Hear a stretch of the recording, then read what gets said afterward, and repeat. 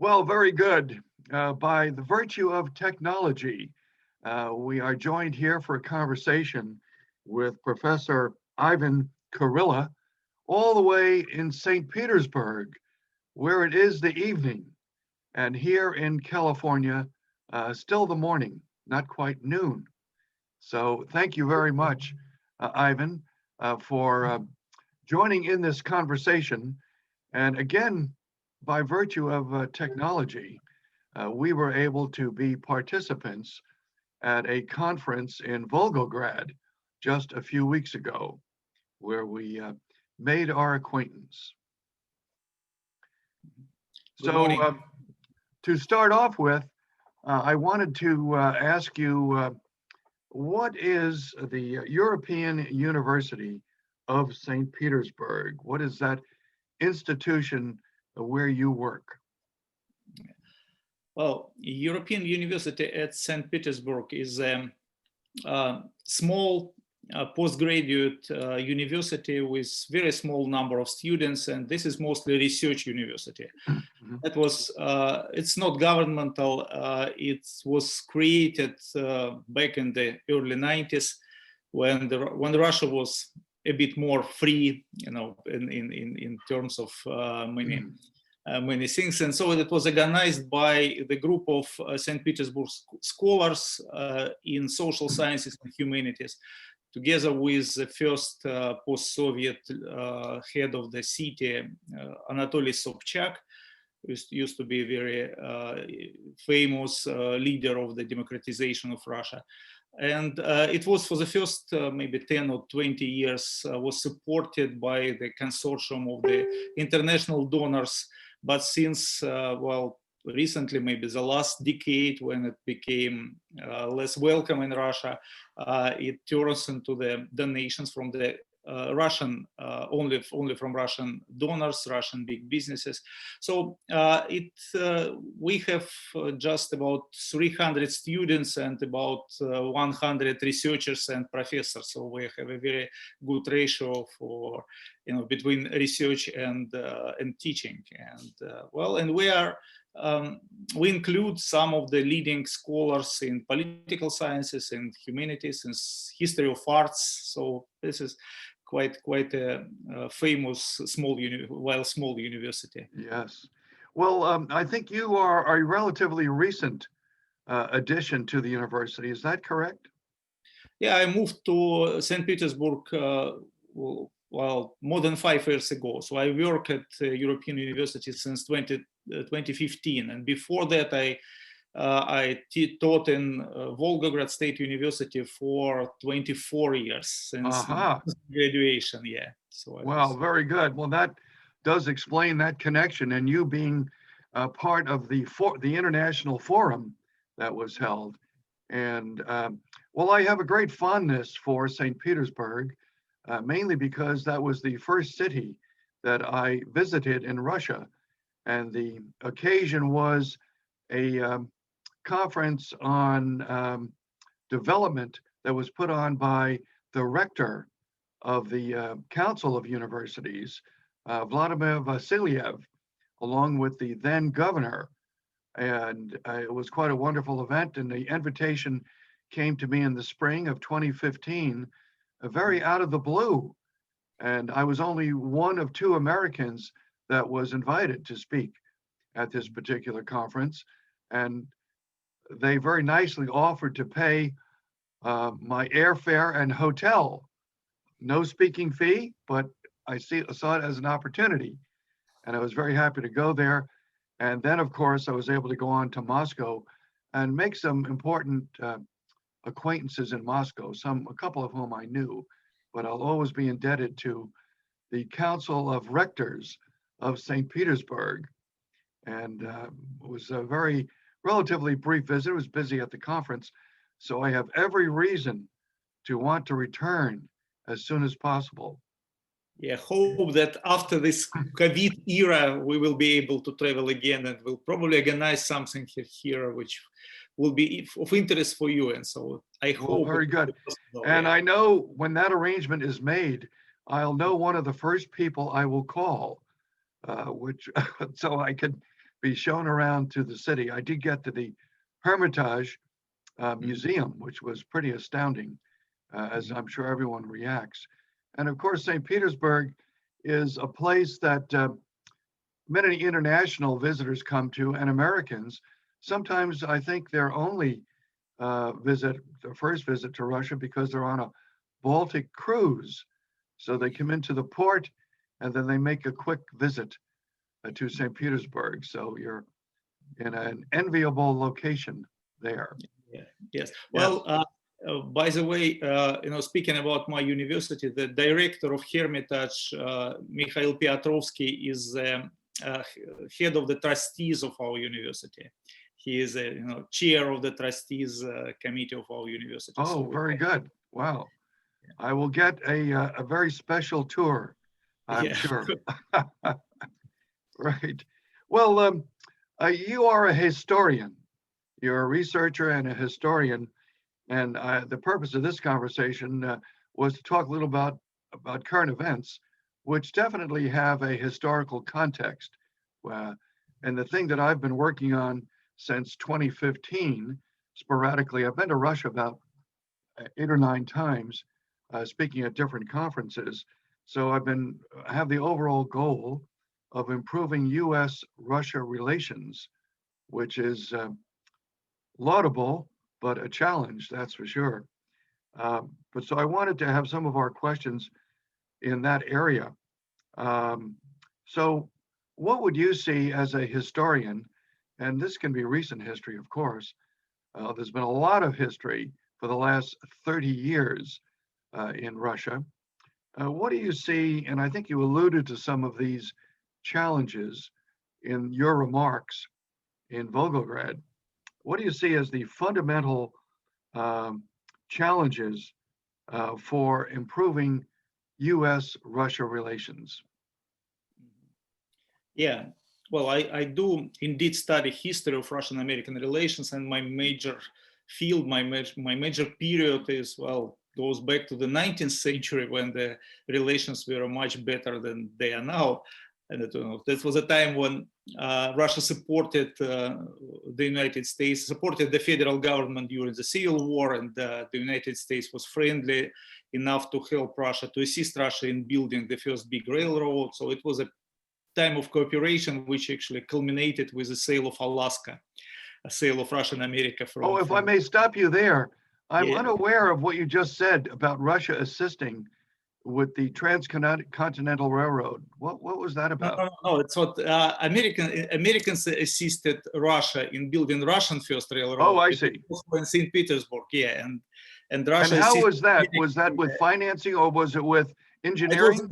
It was engineers, and that was a big group of engineers, including George Washington Whistler, who was a major, main engineer in the construction, and who brought his son, by the way, James McNeill Whistler, who would become the famous American painter later. But as a child, he spent his years in St. Petersburg.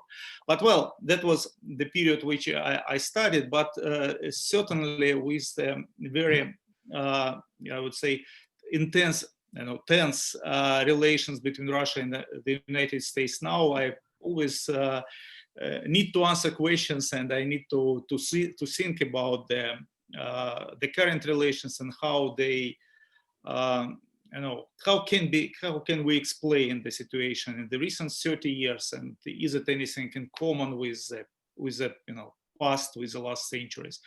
And yes, I do think that we have, well, several factors, several challenges, or maybe several explanations to what we have.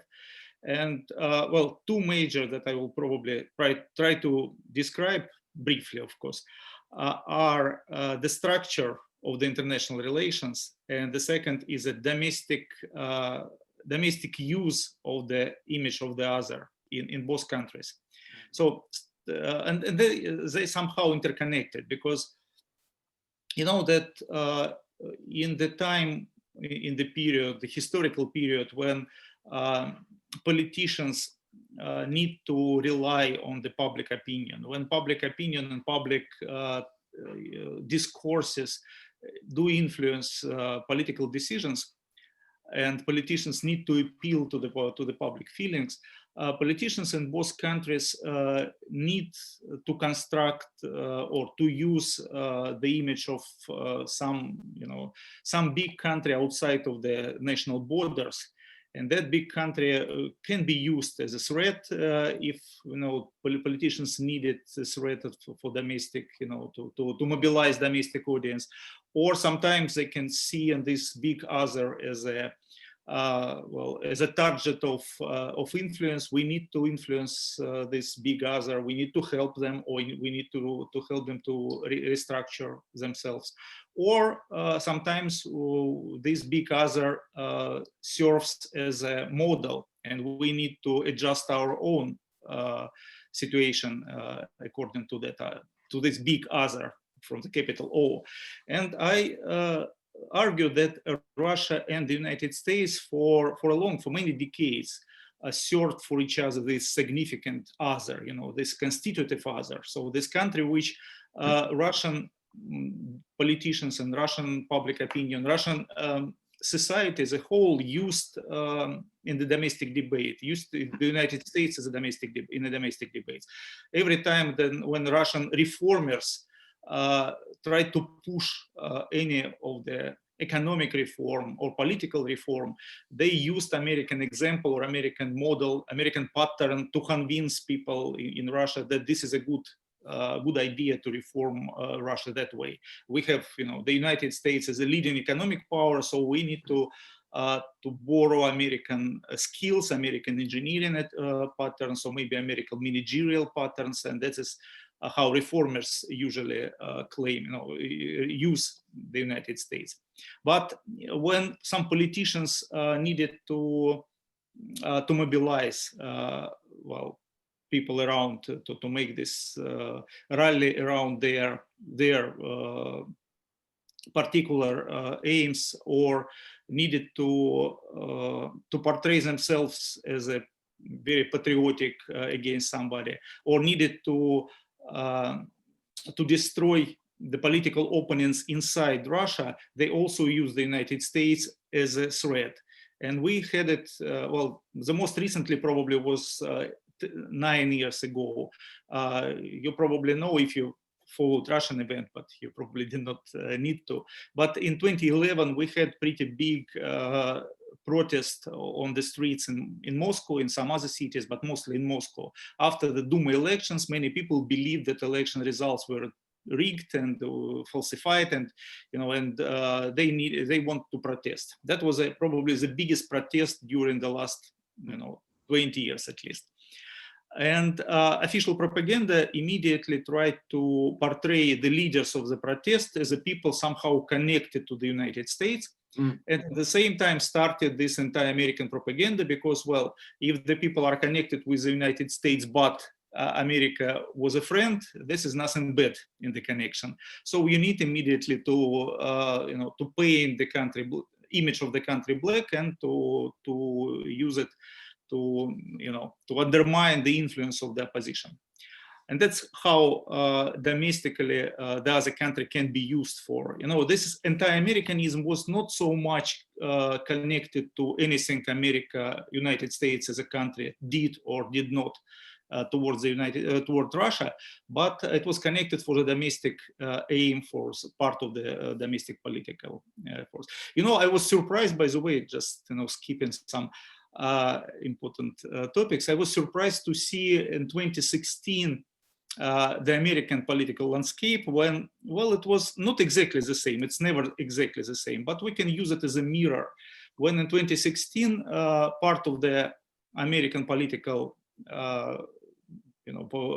political spectrum, part of the American media was very, very ready to accuse that time President-elect Donald Trump in being Russian pawn. It looked like a mirror. I never, it looked like a mirror. Well, I have nothing to say about Russian meddling. I mean, it was probably happened because, I have no access to any secrets, so I do not know whether it was. But the amount of the publications, the height of the wave for 2 years at least, since 2016 till 2018 at least. Almost every day, every major American media had some headline about the Russian meddling. But what is interesting, it was not about Russia, it was about President Trump. It was actually, the President Trump was a real target of these accusations. And that is how it works. I mean, that was not so much about Russia, but it was mostly domestic concerns. So this one of the ways how the Russian-American relations work. Domestically, it was more important than the real policies of both countries towards each other. But also, it also determined by this, public views of the international relations. This usually public opinion tends to think in binaries. Good and bad, good guys versus bad guys, black and white. Always it is the easiest way to structure a very complex situation in international relations. So when you need to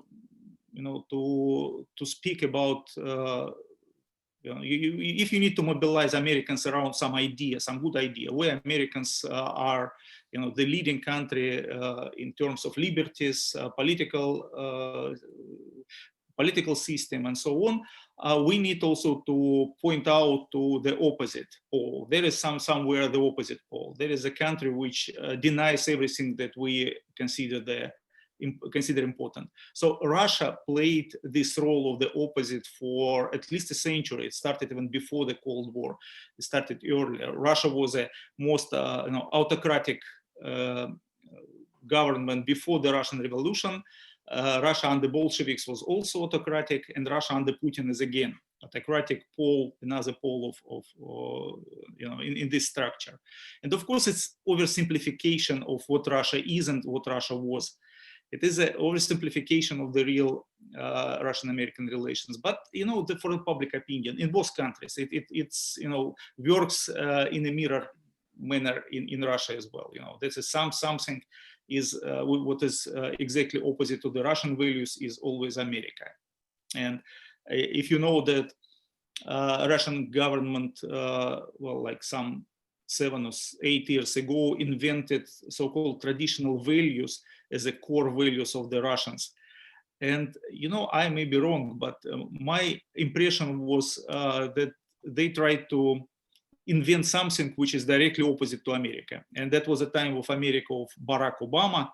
And that America looked like a leading liberal country, country which, the state which championed the liberties and the liberal values. Well, I think that development was of interest to me in particular, because there's a large segment of the American people and of the American electorate who you could use the term evangelical in a religious sense, but also more broadly as traditional. Years ago, the term family values was used very much. This is going back to maybe 25 years ago, because I was running for some position at the time, and people who would see me say, "Well, are you in favor of family values?" Well, of course, I'm in favor of family values, but that strain of popular belief was very strong and still is very strong in the United States, whether it's the Midwest or parts of the South in particular. And I thought it was interesting that Russia was beginning to adopt, but more as official government policy. And we have that other aspect in the United States called being politically correct, which has its reaction to being politically correct. But this is something that I thought that, from one standpoint, it seemed that the Russian reconnection with traditional values, including religion, was actually a good development in and of itself. Now, it could veer, and you're a better judge of this and an observer, perhaps into extreme nationalism, but for the most part, I kind of viewed it as a positive development, and actually one in which many Americans could find common belief. So that's just my observation. Yeah, But the thank you. government under Yes. Obama was highly secular and Mhm. critical of that development. Yes, and actually you proved, the major point that I wanted to say, that in fact, the United States was not so one-dimensional as it looked from Russia during Obama era. That this portrayal of the United States as a country, the country of political correctness, dominant political correctness and dominant liberal values, and secular values, of course, was a description of just a part of the United States, part of American society, but not the society of the whole. And by the way, when Donald Trump won the elections, the whole image of America as a country of advanced secular, liberal, politically correct ideas collapsed in the Russian eyes. And at that point, it became also it became strange that Russia continued to portray itself as a country of traditional values, because the traditional values, I do believe that they were invented as a political, as a governmental policies, as a counterpoint to America. Well, if America occupied this position of the pole of the liberal, politically correct pole in the world, Russia will occupy the opposite pole, and the opposite was the traditional values. But for the last 4 years, America proved that it is much more complex, much more consists of the big groups. We recently saw like 70 million people voted for Donald Trump. And this, you cannot ignore this half of Americans who are of different opinion. Well, hopefully that is so, and I'm getting into a political realm here, but I think that you'd like to think with that number of people and that deep feeling of those supporters of President Trump, that the new government will recognize the importance of that and simply not use its position, as any political movement does, to get the way it wants and to ignore the other people. If they do that, then they're not going to have unity. I totally agree. As a person, as somebody who studied the United States, and I can say that I love the United States as a country, which gave me a lot. I have friends. I should confess, I have friends in both sides. I have Democratic friends who did not like President Trump, and I have friends among Republicans and amongst people who understood and supported President Trump.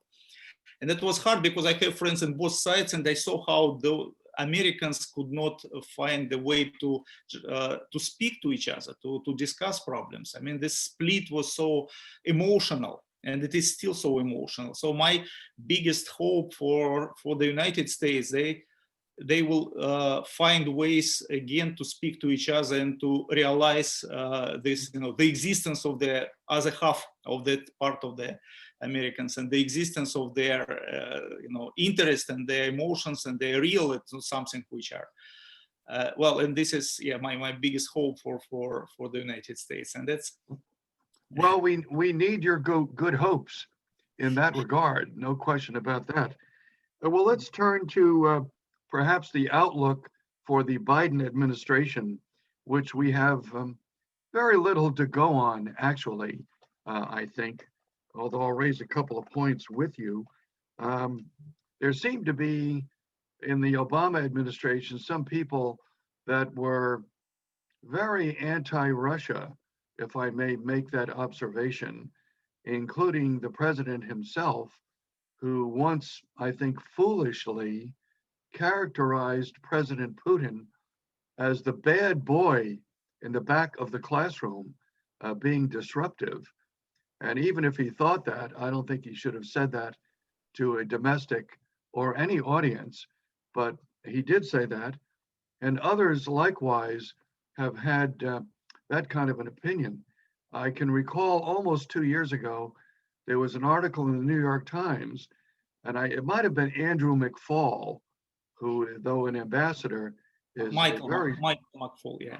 Mike McFall, excuse me, Yeah. Mike McFall, who's I think a very severe critic of Russia, and there are points to be critical, of course, but I think he was the author of this article, which was strangely about a Russian cultural outreach to the United States.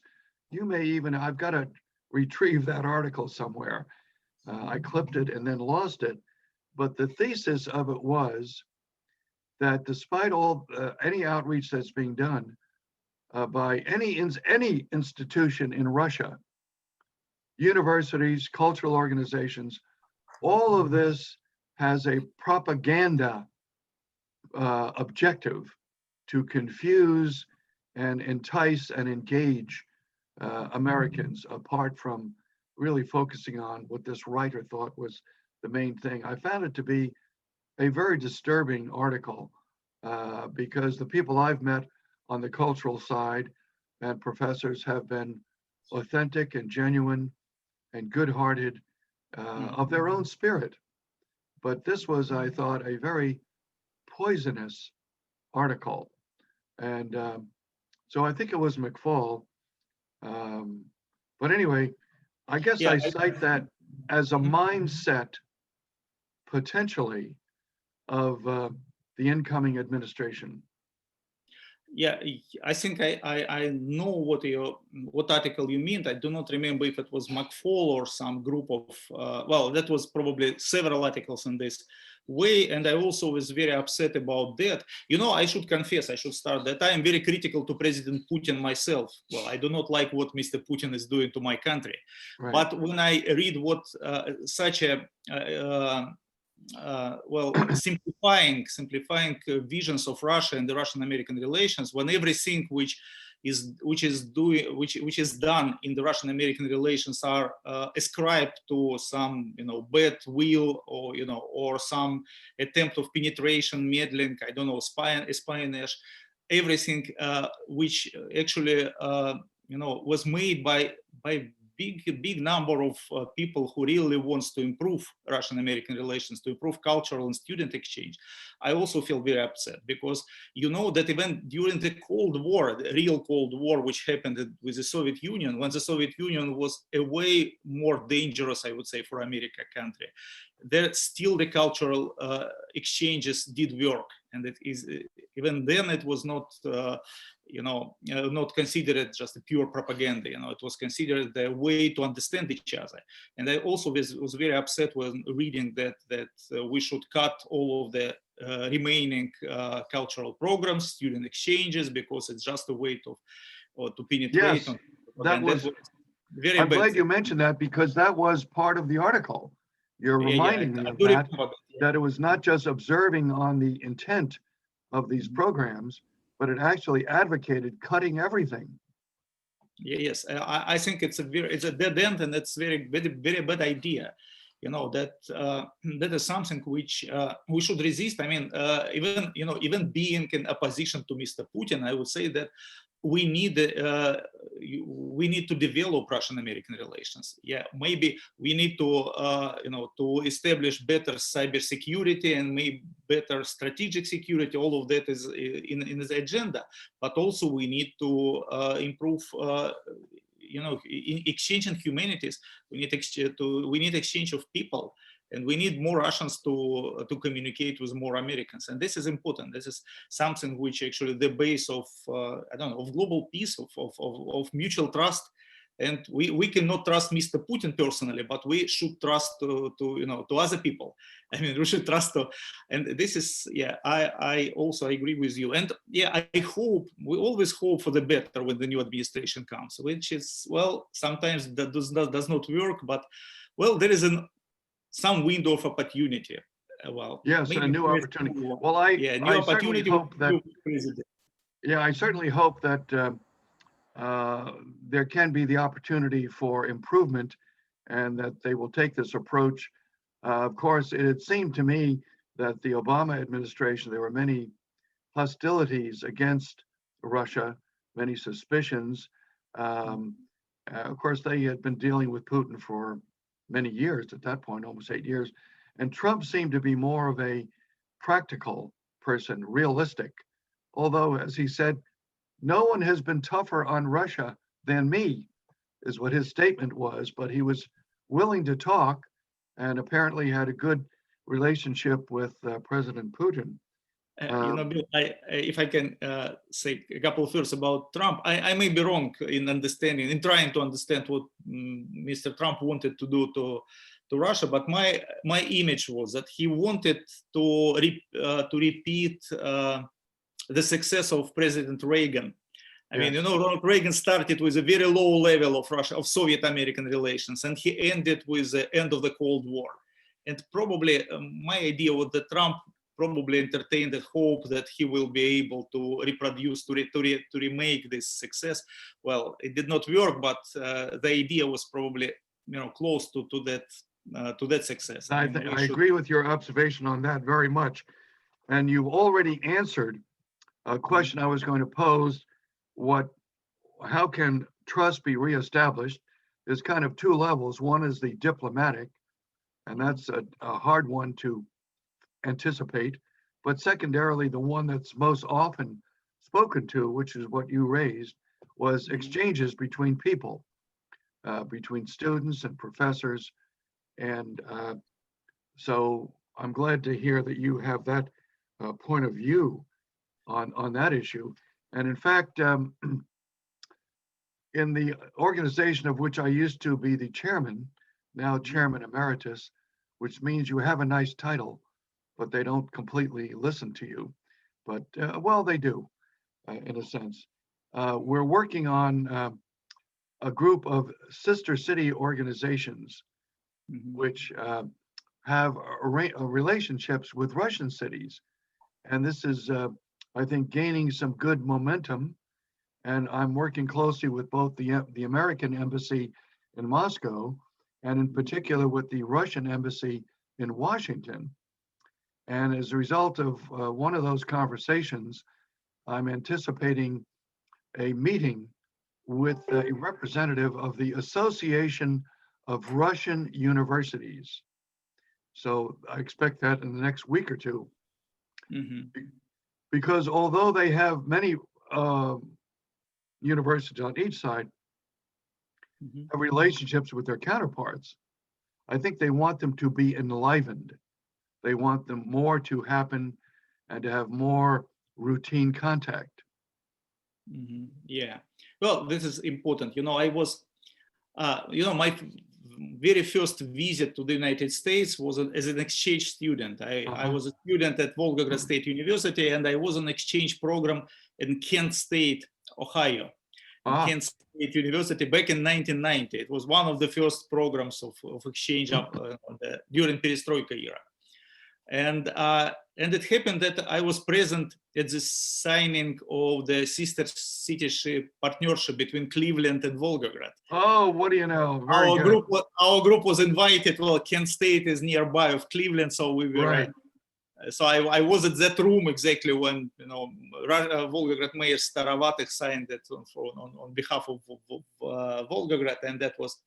So, and years later, some 10 years ago, when I was still in Volgograd, I made my PhD student, Volodya Maximov, to write and to defend his dissertation about Volgograd and the sister cityship movement.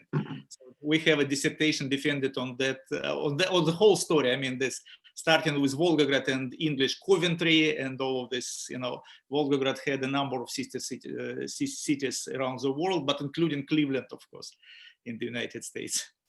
Very good. I'm happy to be reminded of that connection that you have. So that's very significant. So we're hoping to use the universities as an important channel and professors and what have you. And I would say that I was busy in September and October with a number of lectures at for different international audiences. And I think 4 or 5, at least 4, maybe 5 of them, were with Russian universities, with across the country, actually, from Volgograd all the way out to Vladivostok. And that was actually where I had the largest audience. I had over 70 students listening to my lecture about the US presidential campaign. So I know that, and they had very good questions. They were very smart students, as were the others. And there's an interesting group, maybe you're aware of it. I spoke to the student society, the Polis, Polis, Polis Student Society of St. Petersburg. And these are current students as well as graduates, I believe. Are you aware of that society? Polis, well, I do not remember the acronym, but maybe I know them by some Russian name. Oh, it could be, right. Yeah. Yeah, I said, where did you get the word polis from? They said it was from the original Greek, some referencing city or a political group. And I had 30 students listen to that lecture. And well, actually, yeah, they did, but they funneled their question through their chairman, who had very, very smart questions, very smart questions. So I've been delighted to have these university contacts. Well, let me turn back to maybe some bigger picture, and that is the major diplomatic contention is over Crimea, and we're not going to solve that between the two of us here today. But what are your observations on the Crimea situation? You know, what does Russia have to do, and what does the U.S. have to do, and what would you like them to do? Because the sanctions connected with that situation are really preventing more thorough business connections, I think. So any comment, observations on the Crimea situation? This is the hardest probably problem for the Russian foreign policy. You know, again, back in the 2014, I was very upset by this decision of Russian government, and I still think it was not a wise thing to do. But what we have now is like, you know, we had an aquarium and now we have a fish soup out of that aquarium. So we cannot make it back just overnight because, well, many things has been done. And this is a problem. And this is a big problem for Russia. I do think that Russia should at some point at least recognize that this is a problem and not making pretend that this is nothing unusual, and this is a problem, and start at least some international talks about the Crimea. But so far without that, I do not think that the Crimea should serve as a major obstacle for any other areas of cooperation or exchanges. You know, there are historical precedents. Even the United States should not recognize Crimea as a part of Russia to continue some kind of exchanges or develop even friendly relations. You know that the United States never recognized that the Baltic states were a part of the Soviet Union, but it did not, precluded American exchanges with the Soviet Union. So that was, if the United States, American government consider the Crimea as something that Russia should be punished, well, I cannot. We cannot influence that, of course, but I don't think that some decisions should also spoil important cooperation in other fields. And there are a lot of important things going on internationally and in the Russian-American relations. And if there is a dead end at least for the near future, it's definitely a dead end for the near future. Why we should lose other areas? Why we should lose the cultural, economic even exchanges, and international cooperation in the areas which both countries needs. Well, I am, of course, I do not want to be a advocate of any political decisions made by the Russian government, but again, we all know, we all see that the sanctions do not work as they were pretend to Right. be. I mean, the Russian government do not change the position on that. So we have just a punishment, but not the leverage. And this is, we can, well, the American sanctions do punish Russia and do punish mostly Russian people, but they do not influence the political decisions. So if sanctions do not work as a leverage, so probably we need to do something else. I think that's, if I may jump in, I think that's a very important insight. You talked about what Russia needs to do. It has to recognize that this is a problem and find ways to address it. But I think the U.S. also, the U.S. has to recognize that the sanctions have not worked. Yes, I do think so. I do think that the sanctions do not work, and well, so we need to do something differently. Even on some more like general point that I feel that in this 30 years after the collapse of the Soviet Union, one of the big problems that Russia had with the West as a whole and with the United States as a leading country in the West was that Russia was not actually not accepted, not invited into Western structures in the Western community of Western security community or Western economic community. Russia was alienated more or less. Right. Even during the Soviet Union, Russia was a part of Europe. Okay, Russia was a leading country in the Eastern Europe. It was autocratic, it was communist, but it was part of Europe. And since the collapse of the Soviet Union, Russia was just excluded from Europe. Russia is not a part of European Union. Russia is not a part of Schengen zone. Russia is not a part of even smaller of anything which actually constitute Europe now. And Russia is not a part of Western security organizations. Back in the 90s, I do believe that Russia could even be a part of NATO, or NATO should, of course, NATO should be transformed in some bigger thing. But, well, it was not. And that was one of the reasons why Russia started to behave internationally as it did under Putin. Well, if Russia is not in, Russia start to behave as this is a threat to Russia. If Russia is not part of NATO, NATO is probably the threat.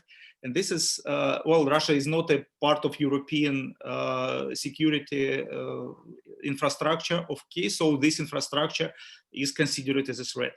And this is a bad decision that we are made. Russia should be integrated, well, at least at that point. Maybe now it's too late, or maybe, maybe a new window of opportunity will open at some point.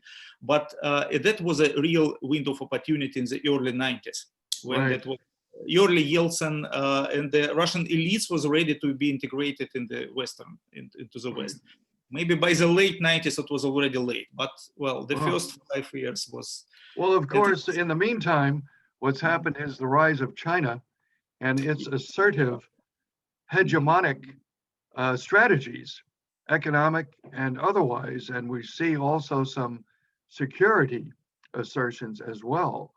And with a feeling of alienation, being excluded from, turned away from the West, if you will, it didn't take too long to see a potential I wouldn't use the word alliance, but partner or some arrangements with China.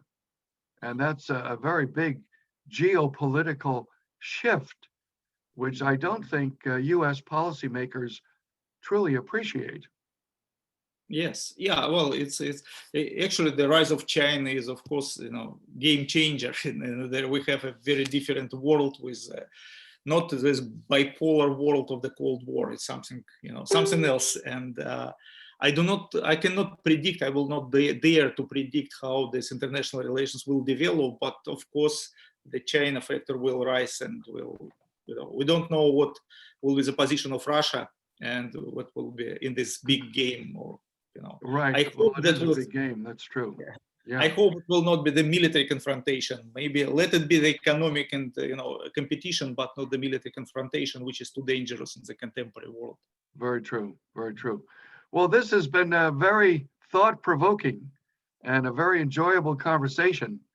So I Thank hope we can have others, and I really have an even more thorough appreciation of your view of history and your insights in the current situations that we face. So I Thank hope you we for, will connect again. And thank you very much. thank you for your questions. Thank you for invitation, and and I hope that you and your audience will stay healthy in this time and this period. And you too as well. Yeah, thank Common you. challenges. Yes. Yeah. Bye-bye.